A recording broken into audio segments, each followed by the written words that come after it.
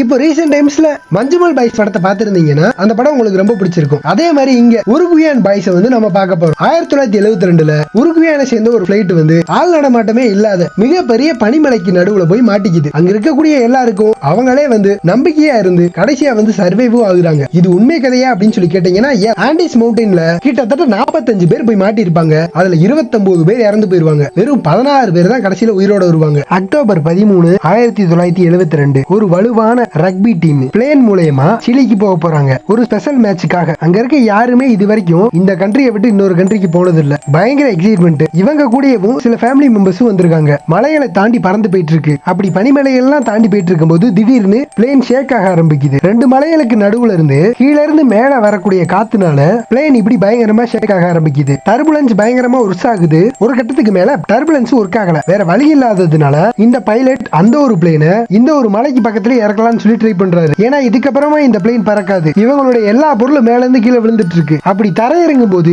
ஒரு மிகப்பெரிய மலையில மோதி இந்த விமானத்தோட பாதி அப்படியே உடைஞ்சு வெளியே போயிருது. பாதி பிளேயர்ஸும் இறந்து போறாங்க. அதுல வரக்கூடிய காத்துனால அப்படியே வந்து தூக்கி அடிக்கப்படுறாங்க. விமானத்தோட வால் பகுதியவே காணும். அந்த பனி மேலேயே பயங்கரமா மோதிக்கிட்டே முன்னாடி போகுது. உள்ள இருக்கக்கூடிய பேசஞ்சர்ஸ் எல்லாரோட சீட்டும் அப்படியே வந்து முன்னாடி போக அந்த இடத்திலே பல பேர் செத்து போறாங்க. கொடூரமான முறையில அந்த இடம் முழுக்க பிளட்டா இருக்கு. முழிச்சு பார்க்கும்போது நிறைய பேர் உள்ளே ட்ராப் ஆயிருக்காங்க. அதுல ஒருத்தனுக்கு ரொம்ப காயம், பயங்கர காயமா இருக்கு. 2 மெடிக்கல் டீமை சேர்ந்தவங்க இங்க இருக்காங்க. அவங்களுக்கு ஹெல்ப் பண்றாங்க. பைலட்டை போய் செக் பண்ணி பார்த்தா பைலட் 1-2 வார்த்தை பேசிட்டு அந்த ஆளு செத்து போயிட்டாப்ல. ரேடியோ ஒர்க் ஆகுதான்னு சொல்லி ட்ரை பண்ணி பாக்குறாங்க. ரேடியோவும் ஒர்க் ஆகல. ஹெல்ப் ஹெல்ப்னு சொல்லி கத்துறாங்க. யார் வர போறா அவ்வளவு பெரிய மலைக்கு நடுவுல? வாய்ப்பே இல்ல. நைட் டைம் ஆகுது. டெம்பரேச்சர் பயங்கரமா டிராப் ஆகுது. உயிர் பிழைச்ச எல்லாருமே கட்டி பிடிச்சு படுத்து கிடக்காங்க. ஆல்ரெடி இறந்தவங்களை ஒரு பேக் மாதிரி யூஸ் பண்ணி தடையா யூஸ் பண்றாங்க. ஏன்னா உள்ள பனிக்காத்து வரக்கூடாதுன்னு பயத்துல அழுகுறாங்க. அவ்வளவு கஷ்டத்திலயும் அந்த ஒரு ராத்திரி அப்படியே கடந்து போகுது. காலையில பார்க்கும்போது அந்த பனியிலேயே ஒருத்தர் உறைஞ்சி இறந்து போயிட்டாரு. புயலுக்கு பின்னமையி அப்படின்ற மாதிரி. இப்ப நல்ல வெளிச்சம் அடிக்குது.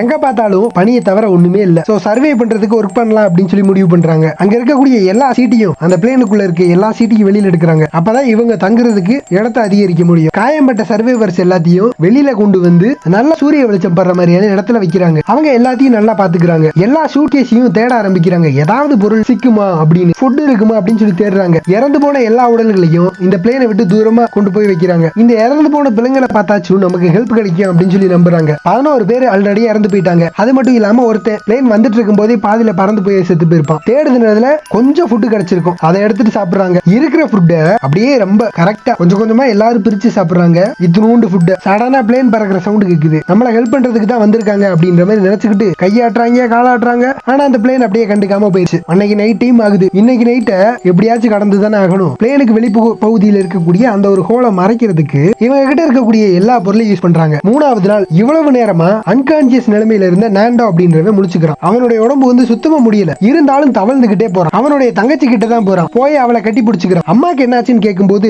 அம்மா ஆல்ரெடி இறந்துட்டாங்க அப்படின்ற விஷயம் தெரிய வருது. இப்பதான் இவனுக்கு எல்லாமே ஞாபகம் வருது. இவனுடைய அப்பா வந்து அந்த உருகுவாய் அப்படின்னு சொல்லக்கூடிய அந்த ஒரு இடத்துல தான் இருந்திருப்பாரு. இவனுங்க இங்க இருந்து அங்க கிளம்பி மேட்சுக்காக நாடு விட்டு நாடு போகும்போது அம்மாவையும் தங்கச்சியும் கூட அனுப்பி விட்டுருப்பாரு. அவருக்கு நான் என்ன பதில் சொல்ல போறேன் அப்படின்னு சொல்லி நினைக்க ஆரம்பிக்கிறான். சர்வைவலுக்காக பக்கத்துல மெட்டல் எல்லாமே இருக்குல்ல, அதை யூஸ் பண்ணிக்கிட்டு பனியை வந்து உருக வச்சு தண்ணி சேகரிச்சுக்கிறாங்க. ஷூட் கேஸ் எல்லாத்தையும் வச்சு ஹெல்ப் அப்படின்ற மாதிரி அடுக்குறாங்க. இப்ப இன்னொரு பிளைட் ஒண்ணு போகுது. இவங்க கிட்ட இருக்கக்கூடிய மிரரை வச்சு ரெஃப்ளெக்ட் பண்ணலாம் அப்படின்னு சொல்லி ட்ரை பண்றாங்க. கத்துறாங்க, கதறாங்க. ஆனா ஒண்ணுமே நடக்கல. பிளேன் சத்தம் கேக்குது. ஆனா இவங்க இருக்கிற இந்த ஒரு இடத்தை தவிர மத்த இடத்தை எல்லாத்தையும் தேடிட்டு இருக்காங்க. சர்வைவல் ஆப்ஷன்ஸ் பத்தி பேச ஆரம்பிக்கிறாங்க. என்ன பண்றதுன்னு தெரியல. அதுல ஒருத்தர் சொல்றான், வால் பகுதியில இந்த பிளேனோட வால் பகுதியில பேட்டரிஸ் இருந்துச்சு. நம்ம அதை வந்து தேடி கண்டுபிடிக்கலாம். அப்படி பேட்டரி கிடைச்சிச்சுன்னா நமக்கு ஏதாவது வழி பிறக்கும் அப்படின்னு. சோ 4 பேர் அந்த ஒரு வால் பகுதியை தேடிக்கிட்டு மவுண்டன்ல நடக்க ஆரம்பிக்கிறாங்க. சில மைல்கள் நடந்து போயிருப்பாங்க. கண்ணு கெட்டின தூரம் வரைக்கும் எந்த ஒரு பிளேன் பகுதியோட வால் பகுதியும் இல்ல. சோ இன்னும் நடந்தாகணும் ரொம்ப தூரத்துக்கு. இங்க இருந்து இப்ப இந்த பிளேன் விழுந்து கிடக்கு இல்லையா, அந்த பகுதியை பார்க்கும் போதே அது ஒண்ணுமே தெரியல. சோ இப்பதான் புரியுது நம்மள வந்து காப்பாத்துறது அப்படின்றதுக்கான சான்ஸ் வந்து 0 அப்படின்னு. சோ அந்த டைம்ல பனி வந்து அப்படியே மேல இருந்து கீழே உருகிறத பாக்குறாங்க.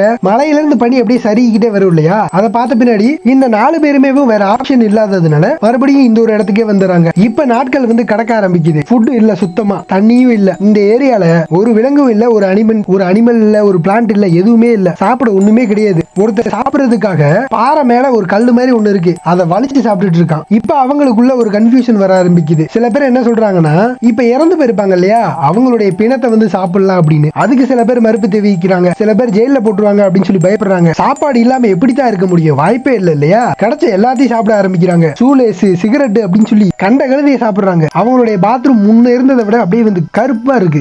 8வது நாள் இந்த நாண்டோ ஒருத்தர் இருந்தா இல்லையா, அவனுடைய சிஸ்டர் வந்து இறந்து போறான். அதுல ஒருத்தர் இந்த இடத்தோட அழகை பத்தியும் நைட் டைம்ல அவ்வளவு அழகா இருக்கு இந்த ஒரு மலைப்பகுதியில இருக்கிறதுனால, அது மட்டும் இல்லாம இப்படியாப்பட்ட இடத்துல மாட்டிக்கிட்டு இவங்க படுற கொடூரத்தை பத்தியும் கடிதம் ஒண்ணு எழுதுறான். அடுத்த சில நாட்கள்ல பயங்கர புயல்கள் எல்லாமே இந்த ஒரு இடத்துல வருது. அந்த பிளேனுக்குள்ளேயே மறைஞ்சுக்கிறாங்க. 21 நாள் ஆச்சு. காப்பாத்த யாராச்சும் வருவாங்க அப்படின்ற நம்பிக்கையோட உட்கார்ந்து இருந்திருப்பாங்க. யாருமே வரல. பசியோட உச்ச கட்டத்துல இருக்காங்க. அதுல ஒருத்தர் சொல்றான், இப்ப நான் செத்து போனேன் அப்படின்னா என் பாடியை சாப்பிட்டு நீங்க எல்லாம் உயிரோட இருங்க அப்படின்னு சொல்லி பர்மிஷன் கொடுக்குறான். அதுல சில பேர் முடிவு எடுத்துக்கிட்டு வெளியில போய் அந்த இறந்த பாடிஸ் இருக்கு இல்லையா, அவங்களுடைய உடல்களை வெட்டி சாப்பிட ஆரம்பிக்கிறானுங்க. இதை பார்த்த சில பேர் அவங்களோட சேர்ந்துக்கிட்டு அப்படியே போக ஆரம்பிக்கிறாங்க. ஆனா சில பேர் உள்ளேயே இருக்காங்க. ஆனா வெறும் 5 பேர் மட்டும்தான் நாம வந்து கேனிபல்ஸா மனுஷக்கறி திங்கக்கூடிய மனுஷனா மாறிடுவோம் அப்படின்னு சொல்லிட்டு சாப்பிடாம இருக்காங்க. வெட்டின மனுஷக்கறிய நல்ல வெயில்ல பதப்படுத்தி வைக்கிறாங்க. அங்கிட்டு இங்கிட்டும் நல்லா தேடினதுக்கு அப்புறமா ஒரு புதைக்கப்பட்ட ஒரு ஷூட்கேஸ் ஒண்ணு கண்டுபிடிக்கிறாங்க. அதுல ரேடியோ ஒண்ணு இருக்கு. ஒரு ரஃபா ஒரு ஆண்டனா ஒண்ணு பில்ட் பண்றாங்க. அந்த ஆண்டனால நல்லா தேடினதுக்கு அப்புறம் இவங்களை தேடுறதுக்காக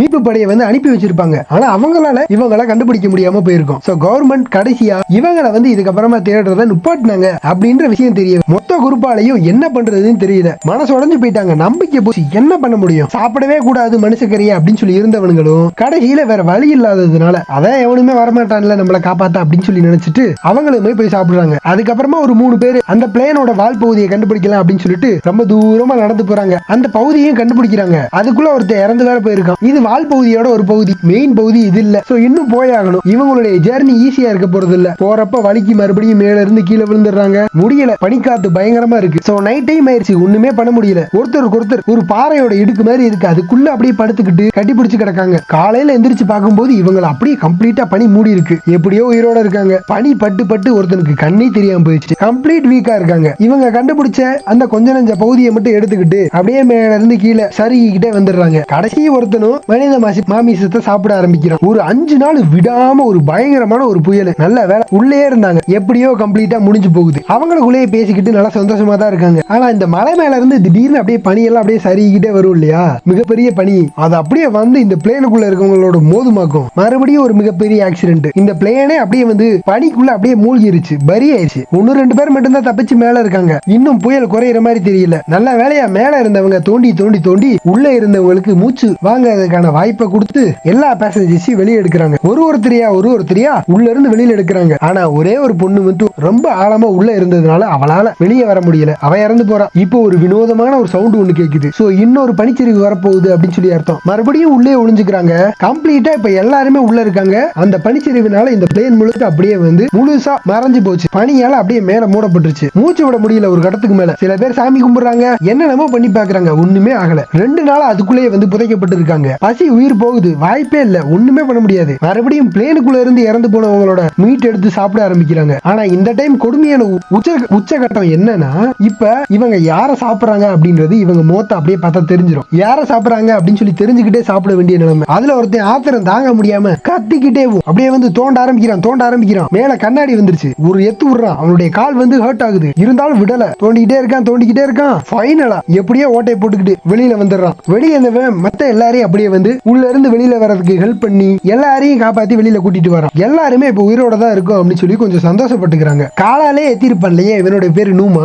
அவனுடைய கால்ல ஒரு மிகப்பெரிய வலி. என்னன்னு பார்க்கும்போது ஒரு பெரிய காயம் ஒண்ணு இருக்கு. இருந்தாலும் அதை பொருட்படுத்த மாட்டான். தோண்டி அந்த பிளேனை வந்து அப்படியே முழுசா வெளியே எடுக்கிறானுங்க. பனி எல்லாத்தையும் தோன்றானுங்க. சில பேர் என்ன சொல்றாங்க அப்படின்னா, நம்ம மறுபடியும் நம்ம தேடி போகலாம், நம்மள யாராவது இங்க இருந்து போய் தேடி போகலாம் அப்படின்னு சொல்லி சொல்றாங்க. ஆனா இன்னும் கொஞ்சம் வெயிட் பண்ணி பார்க்கலாம் அப்படின்னு சொல்லி முடிவெடுக்கிறாங்க. கடைசியா ஆல்ரெடி முடியாம இருந்த 2 பேர் முடியாமையே இறந்து போறாங்க. அது மட்டும் இல்லாம இன்னொருத்த வந்து லெட்டர் எழுதி வச்சிருப்பான்ல, அவனும் மூச்சு திணறி அவனுடைய இருதயத்துல பிரச்சனை வந்து நுரையீரல்ல மூச்சு விட முடியாம இறந்து போறான். லெட்டரை மட்டும் எடுத்து வச்சுக்கிறாங்க. 36வது நாள். இப்ப வெதர் கொஞ்சம் இம்ப்ரூவ் ஆயிருக்கு. நிறைய எக்ஸ்ட்ரா லேயர்ஸ் ஆஃப் க்ளோத் எல்லாத்தையும் போட்டுக்கிட்டு இவங்களே எப்படியாச்சும் தப்பிச்சு போகணும் அப்படின்னு சொல்லிட்டு நடக்க ஆரம்பிக்கிறாங்க. ஒரு 4 பேர். இந்த குரூப்ல தான் அந்த நூமாவும் இருக்கான். அவனுடைய காலில் தான் ஆல்ரெடி காயம் இருக்கு. அவனால நடக்க முடியாம ஒரு கடத்துல கீழே விழுந்துடுறான். செக் பண்ணி பார்க்கும்போது காயம் ரொம்ப அதிகமாயிருச்சு. இவனால நடக்க முடியுமானே தெரியல. ஆனா அவன் சொல்றான், என்னால கண்டிப்பா நடக்க முடியும். அவங்க என்ன சொல்றாங்க அப்படின்னா, கண்டிப்பா உன்னால முடியாது, தயவு செஞ்சு நாங்க சொல்றதை கேளு, நாங்க உன்னை வந்து கூட்டிட்டு போய் அந்த கிராஷ் சைட்லயே விட்டுட்டு வந்துடுறோம் பிளேன் இருக்கிற இடத்துக்கு, தயவு செஞ்சு ஒத்துக்கோ அப்படின்னு சொல்லி சொல்லும் போது, இல்ல என்னால முடியும், நான் நடந்து தனியாவே பிளேன் கிராஷ் ஆச்சு இல்லையா அந்த இடத்துக்கே நான் போயிடுறேன், எல்லாரோடையும் சேர்ந்துக்கிறேன் அப்படின்றான். இவங்களை மட்டும் போக சொல்லிடுறான். இவனும் முடியாம அப்படியே வந்து கொஞ்சம் கொஞ்சமா நடந்து வந்துட்டான். கொஞ்ச நேரத்துக்கு அப்புறமா இன்னொருத்தர் சாகுறதுக்கு முன்னாடி பயங்கரமா ஹாலுசினேட் பண்ணி நிறைய கனவு எல்லாமே அவருக்கு வருது. வெளியே இவங்க எல்லாருமே அந்த பனியை வந்து ரிமூவ் பண்றதுக்கு ரொம்ப கஷ்டப்பட்டு வேலை பார்த்துட்டு இருக்காங்க. இந்த நூம பாக்குறான், அவனால முடியல, இருந்தாலும் மனசு சொல்லுது போய் ஹெல்ப் பண்றா அப்படின்னு. ஆனா ரொம்ப வீக்கா இருக்கான், அவனால முடியல. தன்னை ஒரு யூஸ்லெஸ் அப்படின்னு சொல்லி நினைச்சுக்கிறான். போனவங்க ஒரு மிகப்பெரிய நல்ல செய்தியை தான் கொண்டு வந்திருக்காங்க. அதாவது அந்த ஒரு பிளேனோட வால் பகுதியை கண்டுபிடிச்சாங்க. அங்க எக்கச்சக்கமான சூட் கேஸ், பாட்டில், ரம், சிகரெட் அப்படின்னு சொல்லி எல்லாமே இருக்கு. சாக்லேட் முதற்கட்டு இருக்கு. பிளேனோட பேட்டரியும் கண்டுபிடிக்கிறாங்க. சோ இதை யூஸ் பண்ணி கனெக்ட் பண்ணலாம்னு சொல்லி ட்ரை பண்றாங்க. பல தடவை முயற்சிக்கு அப்புறமா இவங்க சைட்ல இருந்து இவங்க பேசிக்கிட்டே இருக்காங்க. ஆனா அந்த சைட்ல இருந்து யாருமே பதில் சொல்லல. சோ மறுபடியும் நாட்கள் கடந்து போகுது. ஆல்மோஸ்ட் முயற்சியை வந்து கைவிட்டுட்டாங்க. ஒரு நாள் இரவு வெளியில தங்குறது அப்படின்றது உயிரை கைவிடுறது, உயிரை விடுறதுக்கான சமம். அந்த வால் பகுதியில கண்டுபிடிச்ச ஃபுட்டும் பத்தல, இப்போ முடிஞ்சு போச்சு, அதுவும் தீந்துருச்சு. இப்ப சாப்பிடுறதுக்கு சாப்பாடு இல்லாம அந்த இறந்த பாடிஸ் இருந்துச்சு இல்லையா, அதனுடைய எலும்பு எடுத்து சாப்பிட ஆரம்பிக்கிறாங்க. இப்ப இவங்களுக்கு ஒரு ரொட்டீனாவே மாறிடுச்சு, அருவருப்பாவே இல்ல. இந்த நூமா வந்து சாப்பிடுறத நிப்பாட்டிட்டான். நான் எப்படி சாகத்தான் போறேன், நான் ஏன் வந்து சாப்பிட்டுக்கிட்டு உங்களுடைய சாப்பாட்டையும் நான் பண்ணணும், தயவு செஞ்சு என்ன விட்டுருங்க அப்படின்றான். அப்படியாச்சும் உங்களுக்கு நிறைய சாப்பாடு கிடைக்கும் அப்படின்றான். மத்த எல்லாருமே ரேடியோ பிக்ஸ் பண்ண ட்ரை பண்ணிட்டே இருக்காங்க. ஒரு கட்டத்துல அதுவுமே ஷார்ட் சர்க்யூட் ஆயிருச்சு, முயற்சியை கைவிட்டாச்சு. ஒரு வாட்டர் ப்ரூஃப் ஃபேப்ரிக் ஒண்ணு கண்டுபிடிச்சிருப்பாங்க. அதை ரொம்ப கஷ்டப்பட்டு ஒரு ஸ்லீப்பிங் பேக் மாதிரி ரெடி பண்றாங்க. இப்ப யாராச்சும் வந்து வெளியில போனாங்கன்னா அன்னைக்கு நைட்டு அவங்களால தனியா சர்வே பண்ண முடியும். அந்த சின்ன ரேடியோ இன்னும் ஒர்க் ஆயிட்டு தான் இருக்கு. 54 நாள் ஆச்சு. இப்ப ஏர்ஃபோர்ஸ் வந்து இன்னொரு ஏர்கிராப்ட வந்து அனுப்ப போறாங்க சர்ச் பண்றதுக்காக. இவங்களதான் சில பேர் ஏர்கிராப்ட் வர வரைக்கும் வெயிட் பண்ணலாம் அப்படின்றாங்க. ஆனா சில பேரு அவங்களுக்குள்ளேயே வந்து கருத்து வேறுபாடு வருது. அங்க சில பறவைகள் வந்து பறந்து போறதை பார்த்து ரசிக்கிறாங்க. அந்த பிளேனோட வால் பகுதியில ஒரு கேமரா ஒண்ணு வேற கண்டுபிடிச்சிருப்பாங்க. அதை எடுத்துக்கிட்டு போட்டோ எல்லாமே எடுக்கிறாங்க. அன்னைக்கு நைட்டு நூமா தன்னுடைய பாடியை வந்து நீங்க வெட்டி சாப்பிடுங்க அப்படின்னு சொல்லி பெர்மிஷன் கொடுக்குறான். காலையில எந்திரிச்சு பார்க்கும்போது அவன் இறந்து கிடக்கு. நூமா மோட்டிவேட் பண்றதுக்கு மாதிரியான 4 வரிகளை தன்னுடைய பேப்பர்ல எழுதி வச்சுட்டு இறந்து போயிருக்கான். அதுக்கப்புறமா 3 பேர் நம்ம தேடி போகலாம் அப்படின்னு சொல்லிட்டு கிளம்ப ஆரம்பிக்கிறாங்க. ஏன்னா இப்ப இவங்க கிட்ட வந்து ஸ்லீப்பிங் பேக் இருக்கு. தவழ்ந்துகிட்டே மேல ஏறுறாங்க. எப்படியாச்சும் இந்த சிலியோட வெதரை வந்து கடந்து இந்த ஒரு மவுண்டனை தாண்டி போயாகணும். அன்னைக்கு நைட்டு அந்த பனிக்குள்ளேயே வந்து ஓட்ட போட்டுக்கிட்டு அந்த ஸ்லீப்பிங் பேக்குள்ளேயே படுத்துக்கிறாங்க. மார்னிங் கொஞ்சம் தூரம் நடந்ததுக்கு அப்புறமா பாக்குறாங்க ஒரு மிகப்பெரிய டால் மவுண்டன் இருக்கு. எக்கச்சக்கமான மலைகள் இருக்கு. இவ்வளவு மைல்ஸையும் இவங்க கடந்து போயாகணும். இவ்வளவு தூரம் எல்லாம் கடக்க முடியாது. ஃபுட்டும் போதுமான அளவு இல்ல. ஒருத்தர் மட்டும் அங்க இருந்து கிளம்பி மறுபடியும் திரும்பவே போறேன், ஏன்னா ஃபுட் பத்தாது அப்படின்ட்டு. இப்ப 2 பேர் மட்டும், ராபர்ட்டோ நாண்டோ 2 பேருமே ட்ரிப்பை கண்டினியூ பண்றாங்க. ரொம்ப கஷ்டமா இருக்கு. ரொம்ப தூரமா நடந்ததுக்கு அப்புறமா இந்த 2 பேருமே ஒரு பள்ளத்தாக்கு மாதிரி ஒரு பகுதி வருது. அந்த இடத்துல இப்ப கொஞ்சம் பனி குறைஞ்ச மாதிரி தெரியுது. கீழே நடந்து போகும்போது பனியே இல்ல சுத்தமா. இந்த ராபர்ட்டோ அப்படின்றவனோட ஷூ வேற உடைஞ்சு போகுது அந்த இடத்துல. இருந்தாலும் அந்த துணியெல்லாம் கட்டிக்கிட்டு மறுபடியும் நடக்க ஆரம்பிக்கிறாங்க. காலையில மறுபடியும் எந்திரிச்சு நடந்ததுக்கு அப்புறமா ஒரு நல்ல விஷயம், ஏன்னா ஒரு நதி ஒண்ணு கண்டுபிடிக்கிறாங்க. அவங்களுடைய எஃபர்ட் வந்து கடைசியா கை கொடுக்குது. ஏன்னா ஃப்ரெஷ் வாட்டர் கடைசியா அவ்வளவு நாள் கழிச்சு இவங்களால இப்ப குடிக்க முடியுது. இப்படி ஒரு நதியை கண்டுபிடிச்சிருக்காங்க. பக்கத்துல ஒரு தவளை வேற ஒண்ணு இருக்கு, ஒரு பள்ளி ஒண்ணு இருக்கு. இதை அடிச்சு சாப்பிடலாமா அப்படின்னு சொல்லி பார்த்துட்டு இருக்கும்போது அந்த சைடு பார்க்கும்போது ஒரு ஆச்சரியம். குதிரையில ஒரு நபர் இருக்காரு. பார்த்தோன்னே அவரை பார்த்து கையை காட்டிட்டே இருக்கானுங்க. அந்த நபர் இந்த நதியோட அந்த பக்கமா இருக்காரு, இவனுங்க இந்த பக்கமா இருக்காங்க. அவனுங்க ஏதோ கத்திட்டு இருக்கானுங்க, இவர் கேட்க மாட்டேங்குது. அவர் தன் கையில இருக்கக்கூடிய ஒரு பேப்பரையும் பேனாவையும் பென்சிலையும் அந்த பக்கம் இருந்து இந்த பக்கமா தூக்கி போடுறாரு. இவனுங்களும் பேப்பர்ல எழுதி விட்டு அந்த ஆள் கிட்ட கொடுத்து விட அவர் கொண்டு போய் போலீஸ் கிட்ட கொடுக்க அது ஆர்மி பேஸுக்கு போயிருது. ஏர் ரெஸ்கியூ சர்வீஸ் கிட்ட இந்த மெசேஜ் கிடைச்சதுக்கு அப்புறமா அவங்க இந்த ஒரு மிஷனுக்கு தயாராகிறாங்க. இந்த 2 பேரையுமே அந்த பார்த்த அந்த நபர் தன்னுடைய வீட்டுக்கு கூட்டிட்டு போறாரு. அவ்வளவு நாள் கழிச்சு இப்பதான் வந்து ப்ராப்பரான ஃபுட் சாப்பிடுறாங்க. அப்படி பசியோட விடாப்படியா சாப்பிடுறாங்க. கொஞ்ச நேரத்திலேயே இந்த மீடியாக்காரங்க எல்லா இடத்துலயும் வந்து அட்டகாசம் பண்ண ஆரம்பிச்சிடுறாங்க. ரொம்ப கேவலமான கொஸ்டின் எல்லாமே கேட்கிறாங்க. இங்க ரேடியோல இவங்களை வந்து காப்பாத்த வர போறாங்க அப்படின்ற நியூஸ் இவங்களுக்கு தெரிய வருது. இவங்களுக்கும் சந்தோஷம். ஹெலிகாப்டர்ல ஃபைனலா இந்த 2 பேருமே